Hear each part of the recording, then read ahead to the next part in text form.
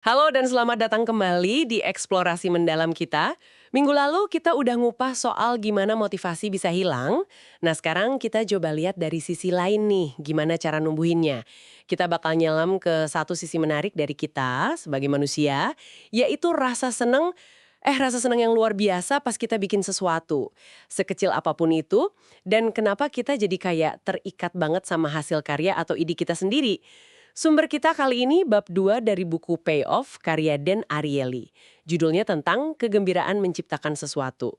Oke, mari kita bedah bareng-bareng. Ya, jadi fokusnya itu ke keterikatan emosional kita yang kuat sama apa aja yang kita anggap ciptaan kita. Menariknya, ini nggak cuma soal barang fisik loh, tapi juga ide. Nanti kita lihat kenapa sih usaha yang kita keluarin, bahkan yang susah payah, seringnya malah bikin kita makin cinta sama hasilnya. Wah, ngomongin usaha susah payah. Saya jadi ingat banget waktu ngerakit lemari laci dari IKEA buat mainan anak-anak. Aduh, instruksinya itu gimana ya bilangnya? Agak nggak jelas, ada bagian yang kayaknya hilang, terus salah pasang berkali-kali. Prosesnya jujur aja bikin frustrasi. Iya, iya. Kebayang sih. Tapi anehnya nih, pas akhirnya jadi, lemari itu berdiri, ada rasa puas yang beda aja gitu. Sampai sekarang, rasanya lemari itu punya tempat spesial dibanding perabot lain di rumah. Ternyata ini ada penjelasannya ya. Nah, itu dia. Contoh klasik dari yang disebut efek IKEA. Istilah ini ya terinspirasi dari pengalaman kayak Anda tadi. Ini diteliti sama Dan Ariely bareng Mike Norton dan Daniel Mochon. Intinya sih, kita cenderung ngasih nilai lebih tinggi ke sesuatu yang kita rakit atau kita buat sendiri. Sebagian besar ya karena usaha yang kita keluarin itu.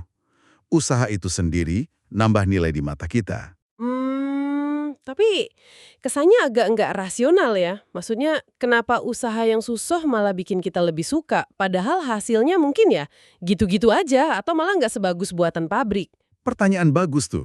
Ini nyentuh ke bias kognitif kita. Usaha yang kita keluarin itu rasanya kayak investasi.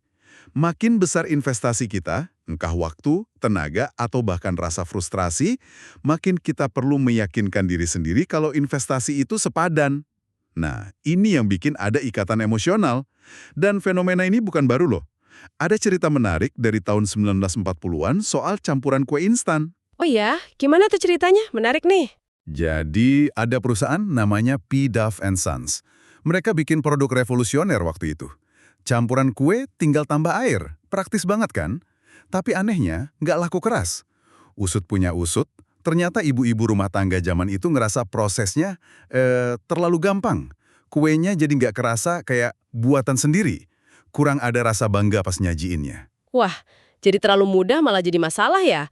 Terus gimana solusinya? Nah, ini bagian cerdasnya. Perusahaan itu ngubah formulanya. Mereka ngeluarin bubuk telur dari campuran. Jadi penggunanya harus nambahin telur segar sendiri, terus minyak sama susu juga. Hasilnya, versi yang lebih repot ini justru laku keras. Ibu-ibu jadi ngerasa lebih terlibat, merasa kue itu kreasi mereka. Sedikit usaha ekstra itu penting ternyata. Wow, cuma namain satu langkah kecil aja bisa bikin beda banget ya persepsi kepemilikan sama kepuasannya. Keterlibatan aktif itu kuncinya berarti. Tepat sekali. Nah, untuk nguji efek IKEA ini lebih terkontrol di lab, Ariely dan teman-temannya pakai origami.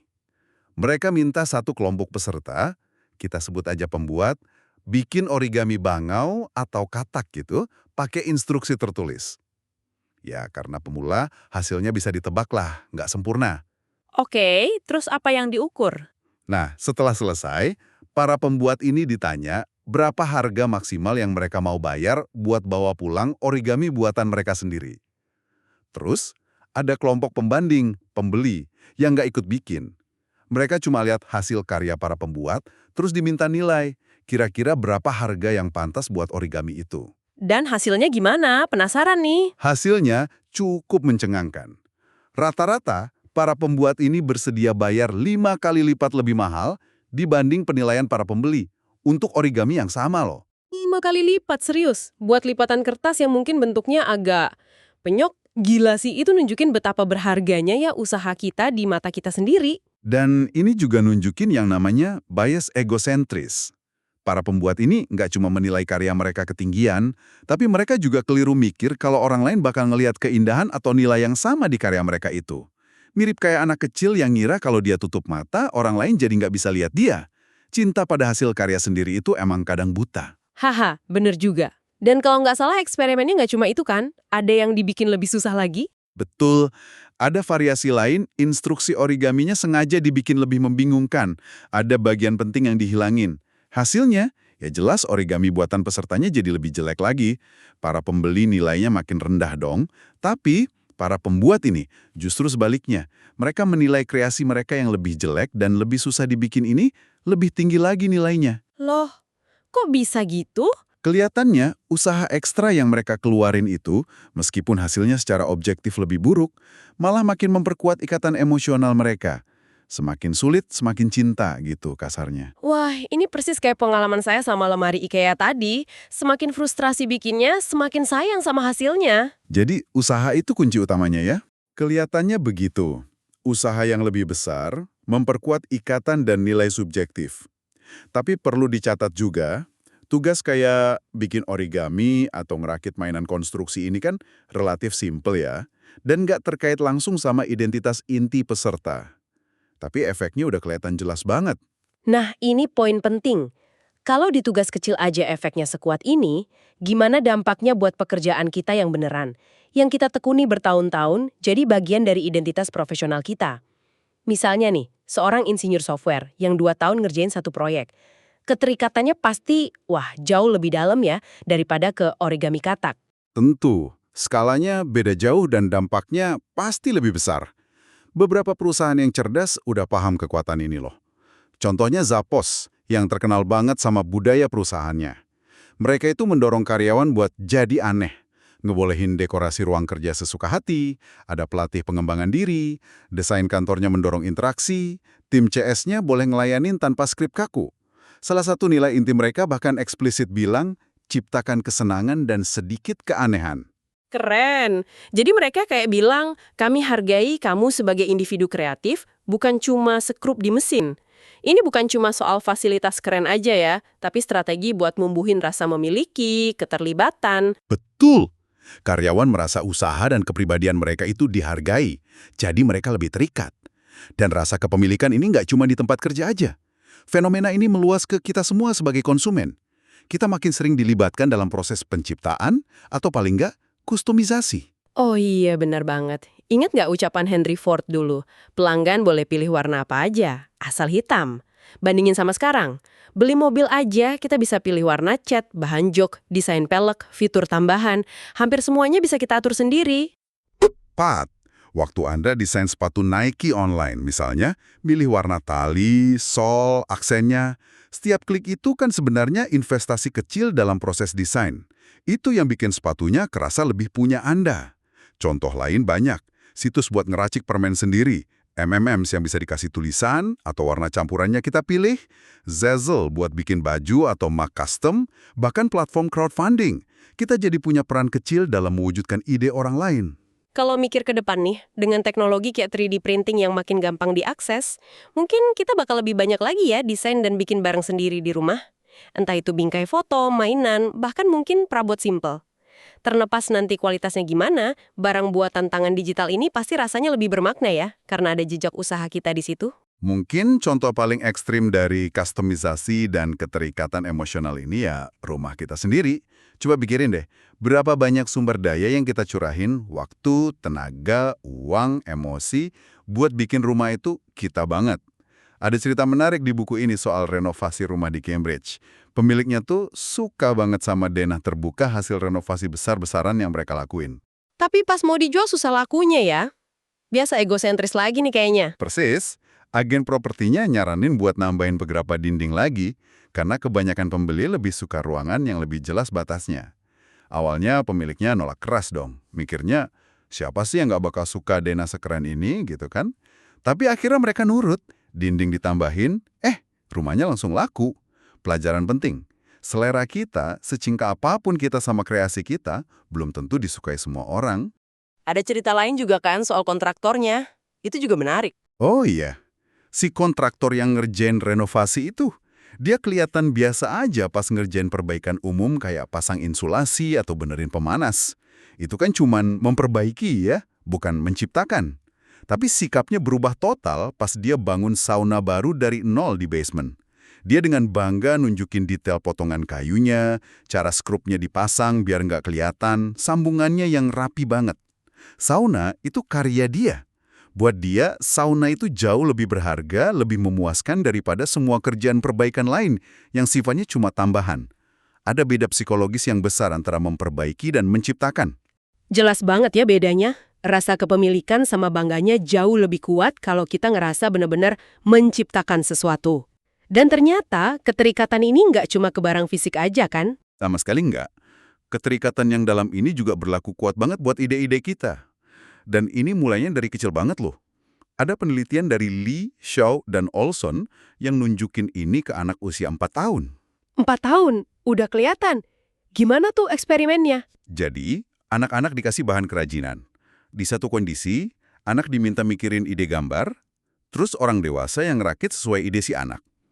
Di kondisi lain, orang dewasanya yang punya ide, terus anaknya yang disuruh ngerakit. Hasilnya, anak-anak secara signifikan lebih milih gambar yang idenya dari mereka untuk dibawa pulang, padahal yang bikin fisiknya orang lain. Wah, jadi idenya itu sendiri yang penting ya buat mereka, bukan siapa yang ngerjain. Kelihatannya gitu. Ide itu udah dianggap ciptaan mereka. Ada eksperimen lain lagi ke anak 5 tahun. Ini lebih negasin lagi. Anak diminta ngarang cerita. Terus si peneliti nyeritain ulang cerita itu ke orang dewasa lain. Kalau peneliti dia bilang, Tommy tadi cerita bagus loh. Anaknya seneng. Tapi kalau penelitinya bilang, saya punya cerita bagus nih. Sambil nyeritain cerita si anak, seolah-olah itu idenya dia. Wah, anak-anaknya langsung protes keras. Hei, itu cerita saya. Hahaha, lucu ya. Jadi dari kecil banget kita udah punya rasa kepemilikan yang kuat sama ide kita. Ide itu ciptaan yang berharga buat kita, sama kayak barang. Kita pengen diakui. Nah, kalau kita tarik lagi nih ke investasi usaha dan keterikatan yang paling puncak, mungkin jawabannya adalah mengasuh anak. Coba deh pikirin. Ini kan bisa dibilang proyek kustomisasi dan investasi terbesar dalam hidup banyak orang. Usaha yang dikeluarin, waktu, energi, emosi, uang, itu luar biasa gedenya. Prosesnya panjang, kompleks, seringkali tanpa instruksi yang jelas pula. Betul banget. Mulai dari begadang, ganti popok, rawat pas sakit, ngadepin tantrum anak, main bareng, bantuin PR, nganter les, datang ke acara sekolah, belum lagi nabung buat kuliahnya Ranti. Semua itu investasi mendalam. Kita kayak ngelihat sebagian diri kita di anak kita. Ada ikatan emosi yang kuat banget.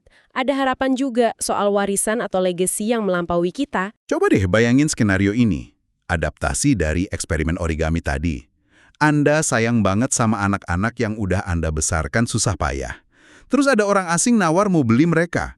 Berapa harga yang Anda pasang? Pasti tinggi banget atau ya tak ternilai lah ya.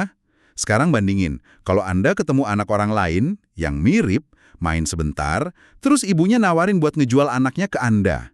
Berapa Anda mau nawar? Jauh lebih rendah kan? Atau malah nggak mau sama sekali?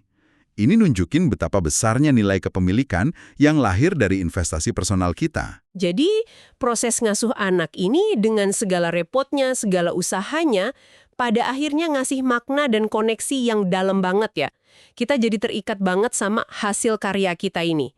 Memahami ini jadi membantu kita ngerti kenapa kita bisa terikat sama hal-hal yang lebih simpel, kayak lemari IKEA atau renovasi rumah tadi. Polanya sama ternyata. Investasi usaha, rasa cinta kepemilikan, jadi bagian identitas. Dan seringnya ada bias egosentris juga. Iya, pola itu kelihatannya berlaku secara universal, dari kreasi kecil sampai proyek hidup terbesar kita. Jadi kesimpulan dari penjelajahan kita kali ini, yang kita ambil dari bab 2 buku Payoff tadi, cukup jelas ya. Ada kegembiraan, ada makna mendalam yang muncul waktu kita terlibat dalam proses penciptaan. Sekecil apapun itu, sedikit keringat atau usaha pribadi yang kita keluarin, ternyata ngasih imbalan berupa keterikatan dan kepuasan yang lebih besar. Inilah efek IKEA dalam skala yang luas. Nah ini mungkin bawa kita ke sebuah refleksi ya. Di dunia kita yang serba cepat, serba efisien ini, kita kan sering tergoda buat nge-outsource banyak tugas. Bersihin rumah, rawat taman, ngerakit perabot, bahkan mungkin masak. Tentu ini praktis, hemat waktu. Tapi pertanyaannya, jangan-jangan ada sesuatu yang hilang ya? Mungkinkah dengan kita terus-menerus menghindari sedikit kerepotan demi efisiensi, kita malah ngejauhin diri dari sumber-sumber kepuasan dan makna yang otentik? Dari pekerjaan kita, makanan kita, rumah kita, bahkan mungkin hubungan kita. Pertanyaan bagus tuh buat direnungkan. Jadi sebagai penutup nih, kami mau ninggalin Anda dengan satu pertanyaan ini.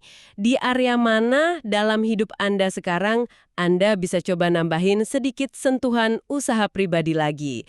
Bukan buat ngejar efisiensi atau kesempurnaan ya, tapi murni buat ngerasain lagi keterlibatan dalam prosesnya. Mungkin ngerakit sesuatu yang simple, nyoba resep baru yang agak ribet dikit, nanam sesuatu di pot, atau proyek kecil lainnya. Siapa tahu Anda malah nemuin sumber kepuasan atau makna baru yang nggak terduga dari situ. Sampai jumpa di penjelajahan kita berikutnya.